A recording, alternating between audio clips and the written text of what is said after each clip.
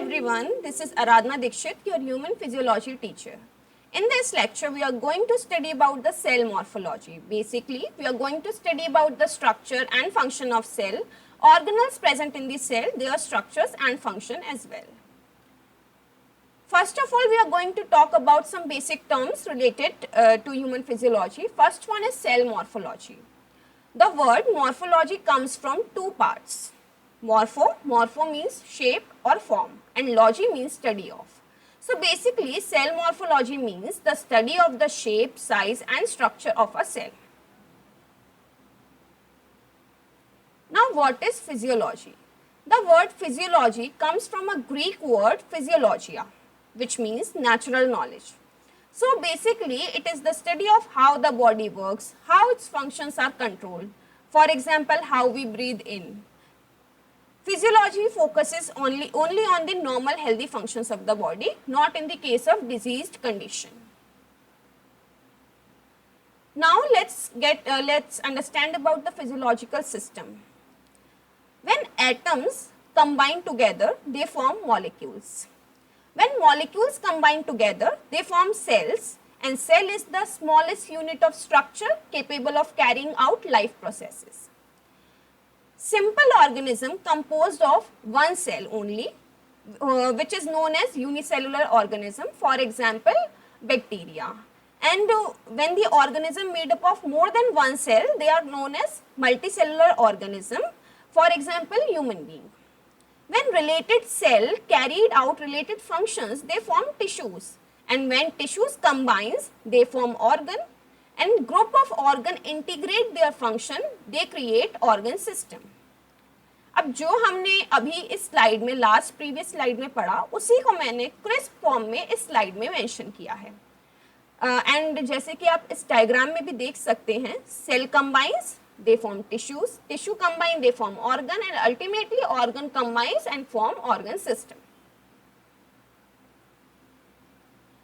अब हम जानते हैं what is homeostatic regulation. Claude Bernard एक फ्रेंच फिजियोलॉजिस्ट थे. उन्होंने फर्स्ट रिकॉग्नाइज करा था importance of maintaining a stable internal environment of the body. Basically all the cells, tissues, organs and organ system of the body are interconnected and they live together in a shared internal environment, right? So blood form internal environment of the cell. तो internal environment में क्या आता है? blood आता है, जिसे हम मिले इंटीरियर बोलते हैं. एंड इसमें जो environment होता है, इसमें कंट्रोल करता है कि वॉल्यूम क्या रहेगा, वाटर कॉम्पोजिशन क्या है, आयन कॉन्सेंट्रेशन क्या है, पीएच क्या है एंड टेम्परेचर क्या है. अब ये सारी जो चीजें हैं एक नॉर्मल रेंज फिजियोलॉजिकल लिमिट तक रहनी चाहिए, चाहे बाहर कितने भी चेंजेस क्यों ना हो जाएं.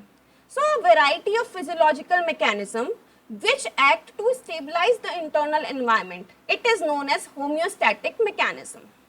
And the adjustment in the physiological system which are responsible for preservation of homeostasis, that is known as homeostatic regulation.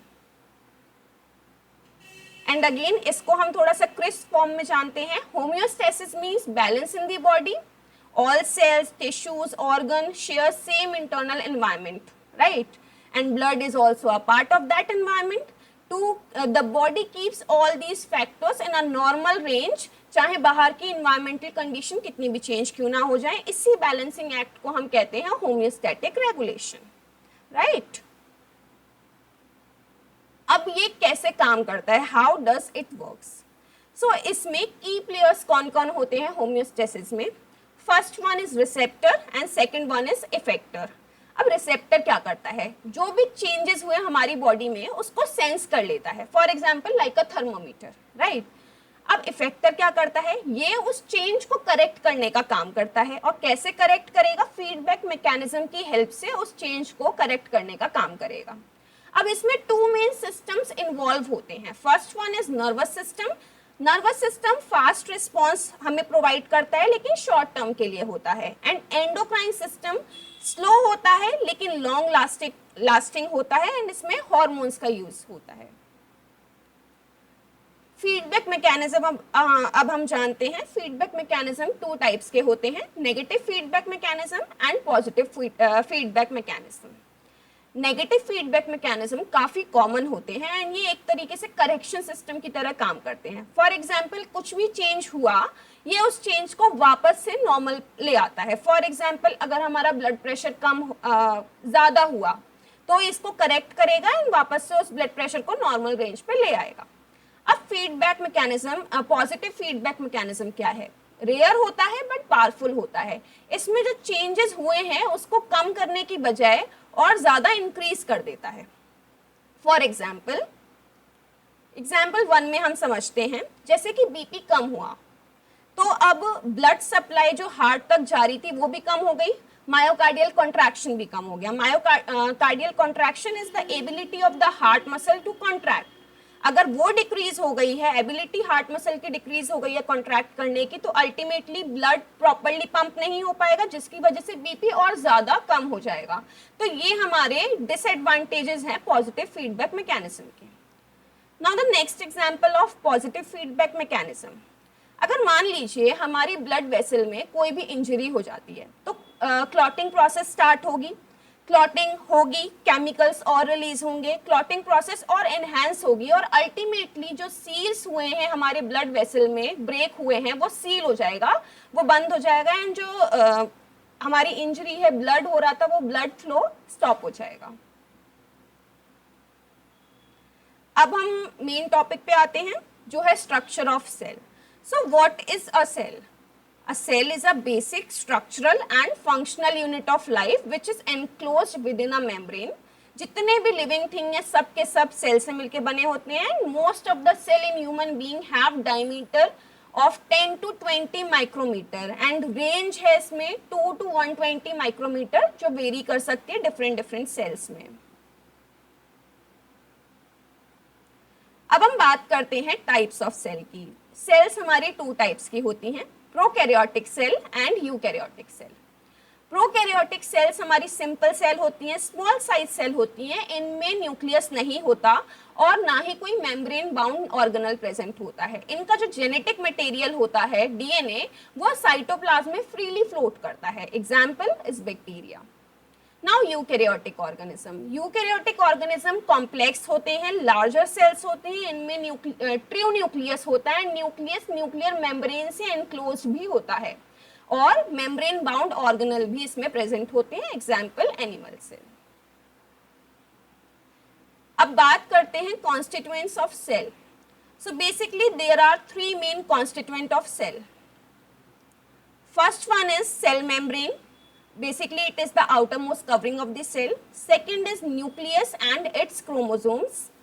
Third is cytoplasm. Cytoplasm is basically the jelly-like fluid with tiny structures, which is known as organelle. उसे हम कहेंगे cytoplasm. Basically cytoplasm में जितना भी हमारे organelles हैं वो सारे आते हैं except nucleus. And the clear fluid in the cytoplasm is known as cytosol. तो बहुत सारे लोग साइटोप्लाज्म एंड साइटोसोल में बहुत ज़्यादा कंफ्यूज रहते हैं एंड मोस्ट ऑफ द लोग इसको इंटरचेंजेबली यूज़ करते हैं. सो अब हम जानते हैं इन दोनों में डिफरेंस. सो साइटोसोल बेसिकली लिक्विड पार्ट होता है, इसमें कोई भी ऑर्गेनल नहीं आता. बट साइटोप्लाज्म में सेल मेम्ब्रेन से लेके न्यूक्लियस तक जितना भी पार्ट है with cytosol and all the organelles, सब हमारा साइटोप्लाज्म का पार्ट है. एंड जैसे कि आप देख सकते हैं साइटोसोल में ये जो ऑर्गेनल्स प्रेजेंट है वो नहीं आएंगे एंड साइटोप्लाज्म में यहाँ से लेके न्यूक्लियस के न्यूक्लियर मेम्ब्रेन तक का जितना भी पार्ट है विद हमारे ऑर्गेनल सारा साइटोप्लाज्म का पार्ट है. कौन कौन से ऑर्गेनल्स प्रेजेंट है साइटोप्लाज्म में? Ribosomes, mitochondria, Golgi apparatus, endoplasmic reticulum, lysosomes, centrosomes and peroxisomes. इसको हम आगे डिटेल में पढ़ेंगे. ये हमारा जनरलाइज स्ट्रक्चर है सेल का, इसको हम थोड़ा सा जानते हैं. ये जो बाहर ब्लैक आउटर कवरिंग है इसे हम कहते हैं सेल मेम्ब्रेन. इसके और भी नाम है unit membrane and plasma membrane. This one right. ये जो हमारा स्फेरिकल स्ट्रक्चर है जिसमें क्रिस्टल लाइक फोल्ड्स हैं इसे हम माइटोकॉन्ड्रिया कहते हैं. Vesicle like structure is Golgi apparatus. This pink portion circular portion is nucleus और इसमें जो डेंसेस्ट ऑर्गेनल प्रेजेंट है that is nucleolus. Tubular structures is centrioles and जितना भी ये पोर्शन है ये सारा हमारा साइटोप्लाज्म है with organelles. Spherical structure is ribosome and this tube like structure is endoplasmic reticulum. जहां पे हमारे ग्रैनुअल्स प्रेजेंट है that is ribosome, that is rough endoplasmic reticulum and जो प्लेन है that is smooth endoplasmic reticulum. अब देखते हैं cell membrane. Cell membrane हमारा फर्स्ट कॉन्स्टिट्यूएंट है सेल का. It is also known as cell membrane, plasma membrane और unit membrane. ये आउटर मोस्ट मेम्ब्रेन है सेल का. ये सेपरेट करती है सेल को from internal environment of the cell to the external environment and ये सिलेक्टिवली परमिएबल होती है. मतलब कुछ सब्सटेंस को सेल में से अलाउ करती है एंट्री और कुछ की नहीं करती है. काफी थिन मेम्ब्रेन होती है जिसकी थिकनेस 7 to 10 नैनोमीटर होती है बस. अब बात करते हैं स्ट्रक्चर ऑफ सेल मेम्ब्रेन की. सो बेसिकली ये फॉलो करता है फ्लूइड मोज़ेक मॉडल थ्योरी को जिसको S J. Singer and G L. Nicolson ने 1972 में दिया था. फ्लूइड का मतलब है molecules in the membrane can move freely around freely, not fixed like a wall. मतलब जितने भी molecules हैं membrane में वो आराम से freely move कर सकते हैं. And mosaic का मतलब होता है membrane is made up of different components like proteins and lipid and they are arranged like a patchwork. जितने भी membrane हैं, all membrane consist of a double layer of lipid molecule in which proteins are embedded. That means basically this is phosphate part and this is lipid part, right? अब जो phosphate part है that is known as hydrophilic head and this is hydrophobic tail. अब इसको हम opposites में arrange करते हैं. Bilayer मतलब जो tail है वो tail से join रहेगी and internally present होगी and जो head है वो external environment में present होगा. The lipid normally constitutes 20 to 40% of the dry weight of the membrane. मतलब जो lipid component होता है membrane का water content हटा दें तो उसका 20 to 40% हमारा lipid component होता है and protein component is 60 to 70% of the dry weight of the membrane. Types of proteins in the cell. तो कितने proteins present हैं हमारे cell में, cell membrane में? First one is lipoprotein, second one is glycoprotein. What does lipoprotein means? Lipoprotein means lipid with proteins and इनका function होता है as enzymes and ion channels. Glycoproteins mean protein with carbohydrate और ये 1 to 5% of the dry weight of the cell membrane constitute करता है. इसका function होता है as a receptor. Hormones के लिए जो receptor होते हैं उसकी तरह ये काम करता है.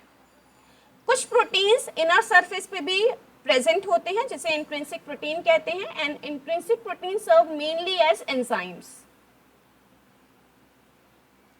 कुछ आउटर सरफेस पे some of the proteins are located in the outer surface of the membrane जिन्हें हम एक्सट्रिंसिक और पेरिफेरल प्रोटीन्स कहते हैं. एंड एक्सट्रिंसिक प्रोटीन का काम होता है साइटोस्केलेटन कंट्रीब्यूट करने के लिए, बेसिकली सेल को फ्रेमवर्क देने के लिए. Some extend through the membrane, कुछ मेम्ब्रेन के बीच में होते हैं उसे हम ट्रांसमेम्ब्रेन प्रोटीन्स कहते हैं. अब इनका क्या काम होता है? As a channel basically through which ion और small water soluble substances can diffuse as a carrier, means which passively or actively transport material across the lipid layer. What does passively means? Without the use of energy, and what does actively means? With the use of energy. It acts as pump which actively transport ions across the lipid layers and as a receptor which when activated initiate intracellular reaction within the cell membrane. The number of receptor in the cell constant नहीं होते हैं. इनके numbers increase या decrease हो जाते हैं in response to various stimuli and their properties change with change in physiological condition. For example, when a hormone or neurotransmitter is present in excess, अगर कोई hormone या neurotransmitter excess में present है, then the number of active receptor अपने आप decrease हो जाएंगे जिसे हम down regulation कहते हैं, जिससे over stimulation ना हो पाए इसको prevent करने के लिए ये होता है. For example, अगर बहुत ज़्यादा insulin present है cell में, so it may reduce the insulin receptors. Whereas during deficiency, मान लीजिए अगर डेफिशिएंसी होती है तो जो नंबर ऑफ एक्टिव रिसेप्टर्स हैं वो इंक्रीज हो जाते हैं, जिसे हम अप रेगुलेशंस कहते हैं। सो ये जो इफेक्ट होते हैं रिसेप्टर्स पे आर ऑफ फिजियोलॉजिकल सिग्निफिकेंस। कौन सा फेनोमेना एक्सप्लेन करने के लिए? Denervation, hyper sensitivity and tolerance to certain drugs. अब ये होता क्या है denervation hyper sensitivity?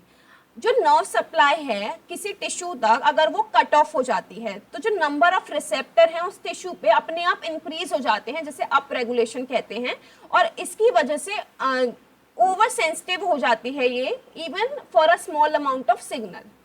And drug tolerance, what is drug tolerance? अगर कोई मान लीजिए ड्रग लेता है कॉन्टिन्यूसली तो जो रिसेप्टर हैं डाउन रेगुलेट हो जाते हैं और जो सेम डोज है उसका कुछ टाइम के बाद उसका इफेक्ट अपने आप ही कम हो जाता है। The clear area formed by biomolecular thickness of lipid molecule, इसमें आता है हमारा फॉस्फोलिपिड, कोलेस्ट्रॉल एंड ग्लाइकोलिपिड, और वो किस तरीके से अरेंज होते हैं। हेड एंड होता है, हेड एंड में हमारा फॉस्फेट पोर्शन होता है जो अभी हमने पहले डायग्राम में देखा था। Head portion that is phosphate portion positively charged होता है एंड वाटर सॉल्युबल होता है। Polar group of lipid molecule have affinity for water. Basically, they loves water, so they face the aqueous phase that is exterior of the cell. तो cell के exterior side present होते हैं because they are water loving, and cytoplasm on the other side. And जो हमारा tell portion होता है वो interior side होता है because that is hydrophobic, because it is insoluble in water and it does not have any affinity for water. It is water fearing also. It is non-polar or hydrophobic. It contains two fatty acid chains. इसमें two fatty acid chains होती हैं tail portion में. The hydrophobic ends facing each other. Basically दोनों जो hydrophobic part होते हैं एक दूसरे को face करते हैं in the waterproof interior of the membrane. Bimolecular lipid.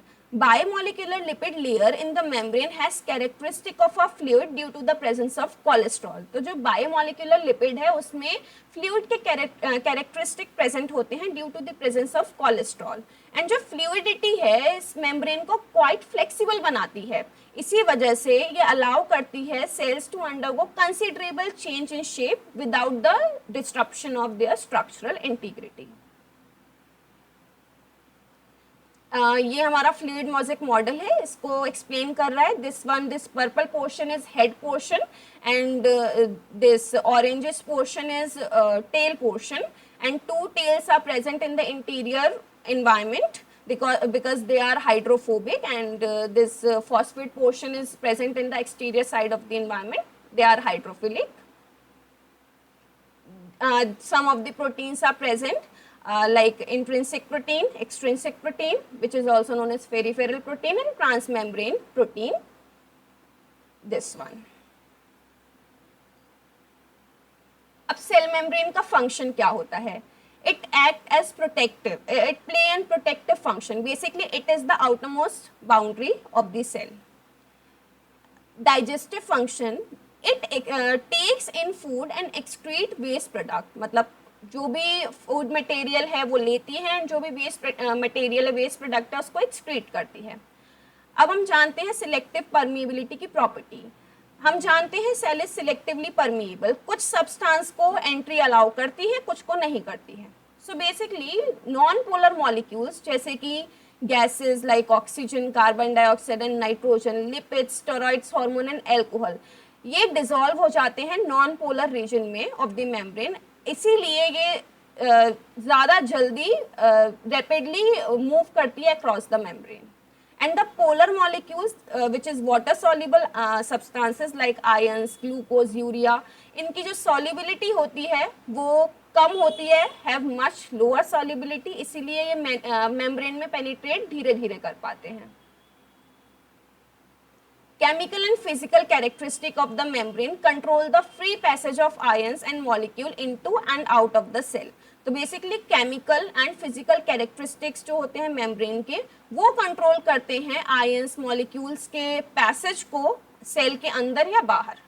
जो प्रॉपर्टी है सिलेक्टिव परमिएबिलिटी की सेल की, हेल्प करती है मेंटेन करने में difference in composition between the extra cellular fluid and intra cellular fluid. Cell membrane की इंसुलेटिंग वैल्यू भी काफ़ी ज़्यादा हाई होती है.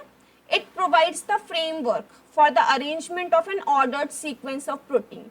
बेसिकली किस टाइप से हमारे प्रोटीन मॉलिक्यूल्स अरेंज होंगे ये भी हमको ये फ्रेमवर्क प्रोवाइड करती है. It links adjacent cell together via junctional complexes to form the tissues, and the membrane has junctional complexes like tight junction, desmosomes, etc. that adjacent cells. अब ये एक लेआउट है सेल मेम्ब्रेन का कि cell membrane में क्या क्या चीज़ें आती हैं, कौन कौन सी चीज़ें कंट्रीब्यूट करती हैं और उनका क्या फंक्शन होता है. फॉर एग्जांपल जैसे सेल मेम्ब्रेन में हमारे कोलेस्ट्रॉल प्रेजेंट होते हैं, phospholipids, sphingolipids, carbohydrate proteins. When cholesterol and phospholipid combines, they form lipid layer and इनका फंक्शन होता है selective barrier between cytosol and external environment. When phospholipid and carbohydrate combine, they form glycolipids, and when carbohydrate and proteins combines, they form glycoproteins. और इनका function होता है structural stability देने में, cell recognition में and immune response में. अब हमने बात कर ली है सेल के फर्स्ट कॉन्स्टिट्यूएंट की, दैट इज सेल मेम्ब्रेन. अब हम बात करते हैं nucleus and its chromosomes, that is the second component of cell. Nucleus is spherical in structure, जिसका डायमीटर 10 माइक्रोमीटर होता है. It is surrounded by a relatively permeable membrane which is known as nuclear membrane, जिसे हम envelope भी कहते हैं. It is composed of 2 unit membranes and shows large pores of 1000 angstrom diameter which are closed by thin homogeneous membrane. जैसे ये हमारा nucleus है, इसका जो आउटर कवरिंग है दैट इज न्यूक्लियर एनवेलप. अब इसमें हमारा 2 यूनिट मेम्ब्रेन से मिलके बना होता है और जो कि क्लोज्ड है हमारी एक बहुत ही थिन मेम्ब्रेन से, थिन होमोजेनियस मेम्ब्रेन से. ठीक है, इसमें जो पोर्स हैं उनका डिस्टेंस हमारा 1000 एंगस्ट्रॉम है. तो ये किस में काम आता है, passage of macromolecules like RNA can take place through these pores. तो जो मैक्रोमोलिक्यूल्स का पैसेज है जैसे कि आरएनए इन पोर्स के थ्रू होता है. The space between these 2 folds, जो इन 2 फोल्ड्स के बीच का स्पेस है, this space is known as perinuclear cistern. It is made up of chromosomes. Each chromosome is made up of supporting protein. ये बने होते हैं क्रोमोसोम के और हर एक क्रोमोसोम जो है वो बना हुआ है सपोर्टिंग प्रोटीन से और मॉलिक्यूल से, जिसको हम कहते हैं डीऑक्सीराइबोस न्यूक्लिक एसिड, डीएनए, जिसपे जीन्स प्रेजेंट होते हैं. जीन क्या है, gene is a portion of DNA molecule जो कैरी करता है complete blueprint for all the heritable species in individual characteristic of the animal. इस पे डिपेंड करेगा किस इंडिविजुअल के कैसे कैरेक्टरिस्टिक आएंगे. Gene is responsible for this. During cell division the pair of chromosomes become visible. Cell division के time पे chromosomes के पेयर विजिबल होते हैं. But between cell division, the irregular clumps of dark material called chromatin are the only evidence of their presence. But cell division के बीच में जो irregular clumps होते हैं डार्क मटेरियल के, जिन्हें हम क्रोमेटिन कहते हैं, वो ही इनकी प्रेजेंस का एविडेंस होता है. न्यूक्लियस में एक डेंसेस्ट ऑर्गेनल प्रेजेंट होता है जिसको हम कहते हैं nucleolus, which is a densest of all the nuclear material. और ये पैचवर्क है जो रिच होता है आरएनए में, that is ribonucleic acid. Nucleoli are the most prominent and numerous in growing cells. अब ये क्या सिंथेसाइज करता है, nucleoli synthesise the RNA for the ribosomes. DNA in nucleus. अब फंक्शन की बात करते हैं कि न्यूक्लियस का फंक्शन क्या है. DNA in nucleus serves as template. Basically ये टेम्पलेट की तरह एक्ट करता है जिससे कि आरएनए का सिंथेसिस हो सके, which then move to the cytoplasm. तो जब वो साइटोप्लाज्म में जाए, it regulate the synthesis of proteins by the cell. The information coded into the DNA molecule is conveyed from the nucleus to the cytoplasm. जो information code होगी DNA molecule में, वो convey होती है nucleus से cytoplasm तक. कैसे, messenger RNA से, where actually the synthetic work of the cell takes place. Genes are the units of hereditary characteristics. And it is concern with cellular reproduction and multiplication. तो basically जो development होता है chromosomal thread का और फिर network form करता है, cell division के लिए ये सबसे पहला स्टेप होता है। 80% of the dry weight of nucleus is protein and the remainder is made up of 18% DNA and 2% RNA। हमारा सेकेंड कॉन्स्टिट्यूएंट जो न्यूक्लियस है वो भी हमने कंप्लीट कर लिया। Now let's talk about the third constituent of cell, that is cytoplasm. Cytoplasm is basically the working area of the cell. Cytoplasm gel like substance होता है सेल के अंदर प्रेजेंट। ये फिल करता है space between the nucleus and cell membrane, मतलब nucleus से cell membrane के बीच का जितना स्पेस है उसको फिल करने का काम हमारा साइटोप्लाज्म करता है। इसमें सारे ऑर्गेनल्स भी आते हैं जो कि हम प्रीवियस स्लाइड्स में पढ़ चुके हैं। It contains organelles that perform different functions. अब कौन कौन से ऑर्गेनल्स प्रेजेंट होते हैं साइटोप्लाज्म में? Endoplasmic reticulum, Golgi complex, mitochondria, lysosomes, पेरोक्सीसोम्स, centrioles और सेंट्रोसोम्स, माइक्रोट्यूब्यूल्स और एंड माइक्रोफिलामेंट्स। अब सबको डिटेल में वन बाय वन पढ़ते हैं। सबसे पहले endoplasmic reticulum.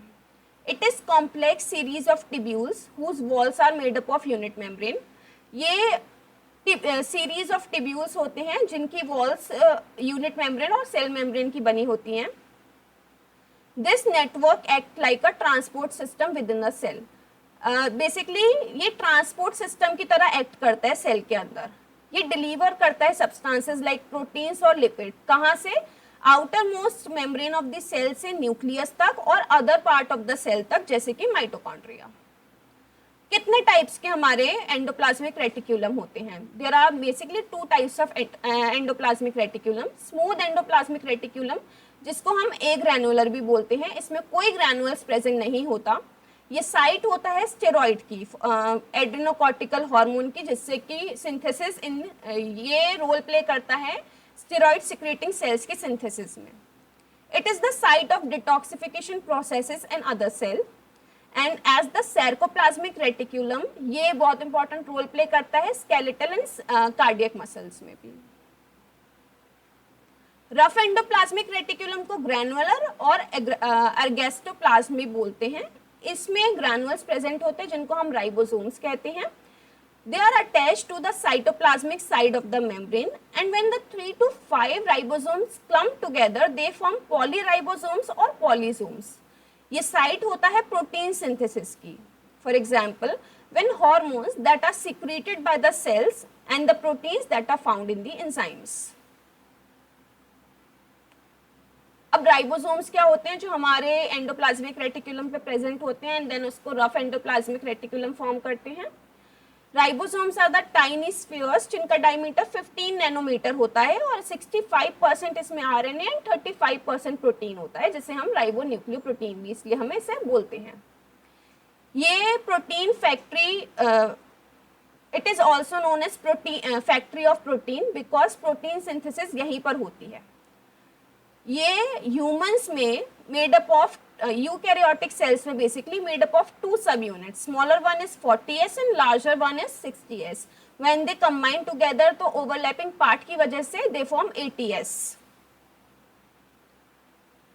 One is attached with the ER, एक इसमें एंडोप्लाज्मिक रेटिकुलम के साथ अटैच होता है और कुछ फ्री राइबोसोम्स जो होते हैं वो साइटोप्लाज्म में मिलते हैं जहां पे ये सिंथेसाइज करते हैं cytoplasmic protein, for example haemoglobin. ये हमारा डायग्राम है जो रफ एंडोप्लाज्मिक रेटिकुलम को स्मूथ एंडोप्लाज्मिक रेटिकुलम से डिफरेंशिएट कर रहा है। लाइक इसमें जो स्मॉल ग्रैनुलर स्ट्रक्चर्स हैं ये राइबोसोम्स हैं, इसीलिए इन्हें हम रफ एंडोप्लाज्मिक रेटिकुलम कहते हैं। And the other one is smooth without ribosome, they are known as smooth endoplasmic reticulum. Now the next organelle present in the cytoplasm is Golgi complex. Golgi complex is also known as Golgi bodies or Golgi apparatus. It is a collection of membranous tubules and vesicles. Membranous tubules and vesicle का connection होता है। Vesicles means small sac-like structure. ये nucleus के पास present होता है। It is prominent in cell that secrete substances like glandular cell. ये उन cell में प्रोमिनेंट होता है जो सिक्रीट करते हैं substances like glandular cells and ये बहुत इंपॉर्टेंट रोल प्ले करता है मॉडिफाई करने में, सॉर्ट करने में एंड पैकेज करने में proteins and lipid for secretion और delivery to other organelles. Golgi apparatus का हमारा फंक्शन क्या होता है? Wrapping and packaging, it is the wrapping and packaging department of the cell. It produces secretion granules that is membrane enclosed complexes, जो कि hormones enzymes को store करता है in protein secreting cell. Basically it packages proteins. It is a site of formation of lysosomes, that is large irregular structure surrounded by a membrane, जो कि हमारा cytoplasm में present होता है। It adds certain carbohydrate to protein to form glycoprotein। तो ये कुछ carbohydrate को प्रोटीन से ऐड करता है जो ग्लाइकोप्रोटीन्स फॉर्म करते हैं, which play an important role in the association of the cell to form tissues। Now the next organelle present in the cytoplasm is mitochondria. Mitochondria is the powerhouse of the cell. Mitochondria are the tiny structures which are present in the cells. Their main job is to produce energy and they are also known as powerhouse of the cell. This is the diagram of mitochondria and this fold is known as crista and it is crista junction जहाँ fold हो रहा है, that is crista junction.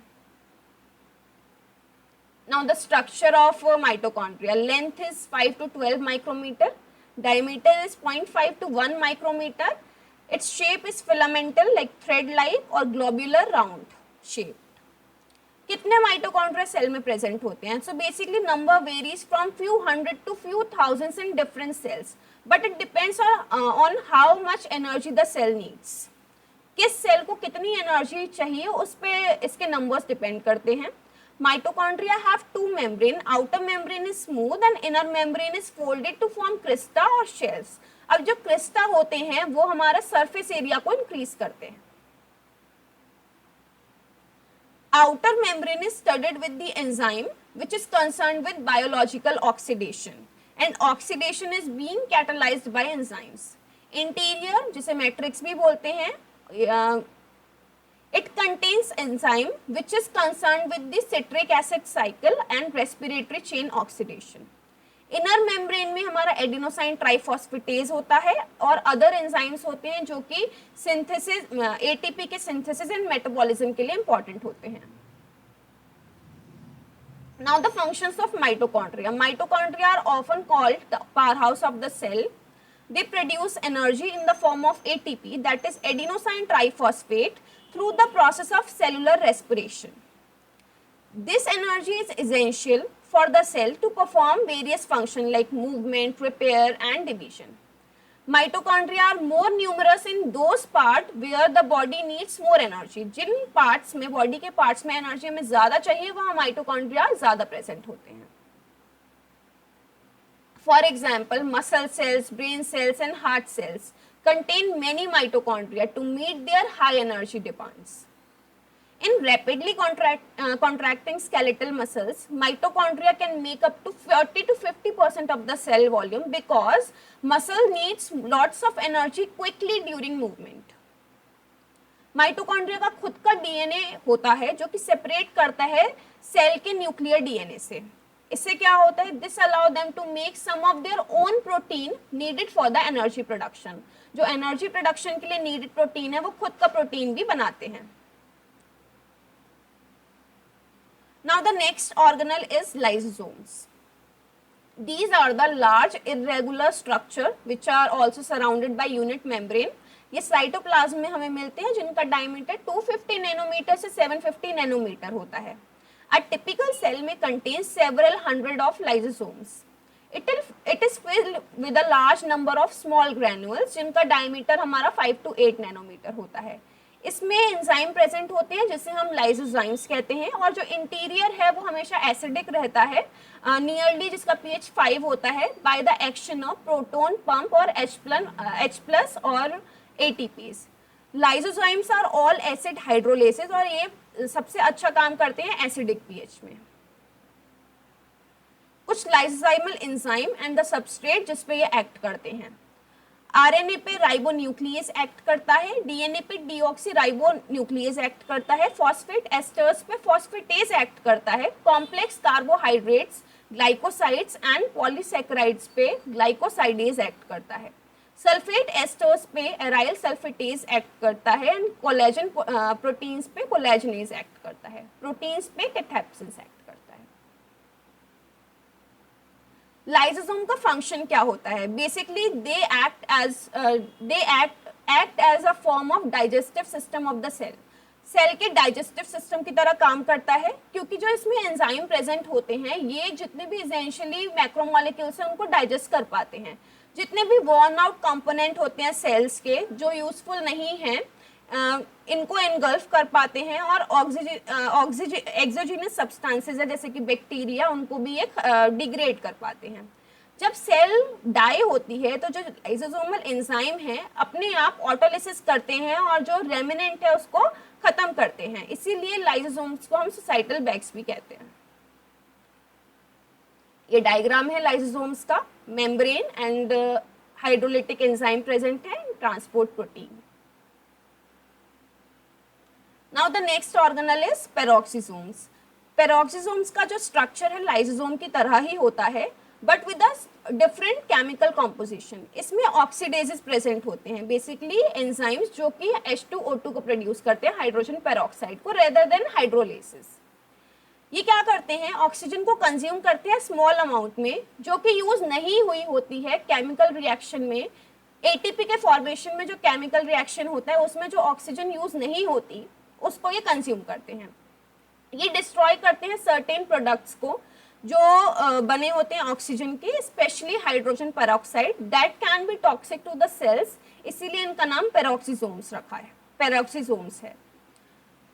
The alcohol a person drinks is mainly detoxified by the peroxisomes of the liver cells. Basically जो individuals alcohol consume करते हैं तो alcohol जो है detoxify होती है liver cell के peroxisomes में।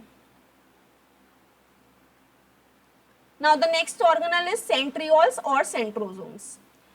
So these are the two short cylinders called centrioles जो सिर्फ cell division के time पे visible होते हैं, न्यूक्लियस के पास पाए जाते हैं ऑपोजिट पोल्स में ऑफ द सेल, एंड ये राइट एंगल पे अरेंज्ड होते हैं। हर एक सेंट्रियोल में 9 माइक्रोट्यूब्यूल ट्रिपलेट्स होते हैं, मतलब एक माइक्रोट्यूब्यूल में 3 माइक्रोट्यूब्यूल प्रेजेंट होते हैं, तो basically 27 microtubules are present. Triplet circular pattern में अरेंज होती है लॉन्गिट्यूडनली। सेंट्रियोल का फंक्शन क्या होता है? They are concern with the movement of the chromosomes during cell division. Cell division के टाइम पे जो क्रोमोसोम्स का मूवमेंट होता है वो सेंट्रियोल की वजह से हो पाता है। They form spindle fibre during cell division. Cell division के टाइम पे they form spindle fibres also. Now the next organelle is microtubules and microfilaments. So what are microtubules? They are hollow, long and hollow structures जिसका diameter 25 nanometre है। They form tracks that help chromosomes, mitochondria and secretory granules move around. तो ये ऐसे track form करते हैं जिसकी वजह से chromosomes, mitochondria and secretory granules move कर पाते हैं। इंपॉर्टेंट होता है सेल ट्रांसपोर्ट एंड ऑर्गेनाइजेशन में। माइक्रोफिलामेंट लॉन्ग सॉलिड फाइबर्स होते हैं 4 to 6 nanometre in diameter, and इसमें कॉन्ट्रैक्टाइल प्रोटीन होता है एक्टिन जो कि रिस्पॉन्सिबल होता है सेल मोशन के लिए। माइक्रोट्यूब्यूल्स एंड माइक्रोफिलामेंट के फंक्शन क्या है? They are involved in the movement of chromosomes. Chromosomes के मूवमेंट के लिए इंपॉर्टेंट है, सेल मूवमेंट के लिए भी इंपॉर्टेंट है। Help secretory granules to move inside the cell. Cell के अंदर मूव करवाने में सिक्रीटरी ग्रैनुअल मूव कर पाते हैं इनकी वजह से, and also help in movement of protein. Protein भी within the cell membrane move कर पाते हैं because of microtubules and microfilaments. Now cytoskeleton. All the cell have a system of fibers called cytoskeleton and skeleton which maintains the structure of the cell. ये allow करता है cell को to change shape and also permit its movement. Cytoskeleton में microtubules and microfilaments दोनों आते हैं along with proteins जो कि इनको एक साथ बाइंड करते हैं। Now let's discuss some MCQs based questions based on the lecture. First question is, which of the following is known as the powerhouse of the cell? Options are nucleus, Golgi apparatus, mitochondria and ribosomes. And the answer is mitochondria. Mitochondria is also known as the powerhouse of the cell. Second question is, the organelle responsible for protein synthesis is? Options are lysosomes, ribosomes, mitochondria and peroxisome. Answer is ribosome. Third question is, which of the following structure is present only in animal cell and not in plant cell? Options are cell wall, chloroplast, centriole and vacuole. Answer is centrioles. All other structures are present in only in the plant cell, not in the animal cell. Question 4 is, the endoplasmic reticulum that is studded with ribosome is known as smooth endoplasmic reticulum, rough endoplasmic reticulum, granular endoplasmic reticulum or lytic endoplasmic reticulum. And the answer is rough endoplasmic reticulum. Question 5th is, which organelle modifies, sort and packages protein for secretion? Options are lysosome, Golgi apparatus, ribosome and nucleolus. And the answer is Golgi apparatus. Question 6 is, the jelly-like substance that fills the cell and holds the organelles is cytoplasm, nucleoplasm, plasma membrane, mitochondrial matrix. And the answer is cytoplasm. Question 7 is, which organelle contains digestive enzyme and helps in breaking down waste material? Endoplasmic reticulum, Golgi apparatus, lysosome or centrosome? And the answer is lysosome. Question number 8 is, the function of nucleus is to provide energy to the cell, synthesize lipids, control all cell activities or transport proteins. And the answer is control all cell activities of the cell. Question number 9 is, which of the following is a double membrane bound organelle? Options are ribosome, lysosome, mitochondria or Golgi apparatus. And the answer is mitochondria. It is the double membrane bound organelle of the cell. Question number 10 is, the plasma membrane is made up of lipid bilayer with embedded proteins, carbohydrate only, lipids only and proteins only. And the answer is lipids bilayer with embedded proteins. Some important questions जो कि exam में पूछे जा सकते हैं. ये short answer type question है 2 to 5 marks में. Question number 1 is define cell, differentiate between prokaryotic and eukaryotic cell. हम प्रीवियस स्लाइड में कर चुके हैं. Question number 2 is, draw and label the structure of typical animal cell. Third question is, what is the fluid mosaic model of plasma membrane? Who proposed it and when? Question 4th is, state 2 functions of mitochondria, lysosomes, ribosomes. Question 5th is, differentiate between rough and smooth endoplasmic reticulum. Question number 6th is, state the role of Golgi apparatus in the cell. Question number 7 is, what are peroxisomes? Mention any one key function. Question number 8 is, mention the structure and role of the nucleus. Question number 9 is, what is the role of centrosome during the cell division? And question number 10 is, differentiate between cytosol and cytoplasm. Long answer type questions जो 8 to 10 marks, कभी कभी 15 marks में भी पूछे जा सकते हैं. Question number 1 is, describe the structure and function of plasma membrane, explain the fluid mosaic model in detail. Question number 2 is, right an account of the cytoplasmic organelle and their function. Question number 3 is, explain the structure and function of mitochondria. Why is it called the powerhouse of the cell? And 4th question is, describe the structure and role of the nucleus in cellular activities. So that's it for the today's lecture. Thank you.